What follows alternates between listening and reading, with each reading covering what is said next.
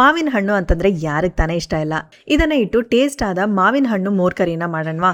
ಈ ರೀಲ್ನ ಸೇವ್ ಮಾಡಿಕೊಂಡು ಮಾವಿನ ಹಣ್ಣು ಸಿಕ್ಕಿದಾಗ ಟ್ರೈ ಮಾಡಿ ನೋಡಿ, ತುಂಬಾನೇ ಚೆನ್ನಾಗಿರುತ್ತೆ. ಇದನ್ನು ಮಾಡೋದಕ್ಕೆ ಮೊದಲಿಗೆ ಒಂದು ಮಿಕ್ಸಿ ಜಾರ್ಗೆ 1/4 ಕಪ್ ತೆಂಗಿನಕಾಯಿನ ಹಾಕೋಣ. ಜೊತೆಗೆ ಅರ್ಧ ಟೀ ಸ್ಪೂನ್ ಜೀರಿಗೆ, 2 ಹಸಿಮೆಣಸಿನಕಾಯಿ, 3 ಬೆಳ್ಳುಳ್ಳಿ, 10 ಸಣ್ಣ ಈರುಳ್ಳಿ, 1 ಸ್ಪೂನ್ ಅಷ್ಟು ರಾ ರೈಸ್ ಹಾಗೂ ತೊಗರಿಬೇಳೆನ ನೀರಲ್ಲಿ ನೆನೆಸಿಟ್ಟಿದ್ದನ್ನು ಇದರಲ್ಲಿ ಹಾಕೋಣ.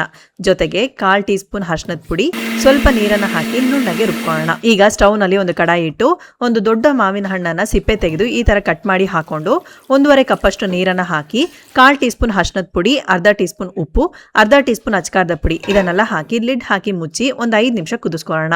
ಮಾವಿನ ಹಣ್ಣು ಚೆನ್ನಾಗಿ ಬೆಂದ ಮೇಲೆ ರುಬ್ಬಿಟ್ಟಿರುವ ಮಿಶ್ರಣವನ್ನ ಹಾಕಿ ಅದನ್ನು ಸಹ ಒಂದು 5 ನಿಮಿಷ ಕುದಿಸ್ಕೊಳ್ಳೋಣ.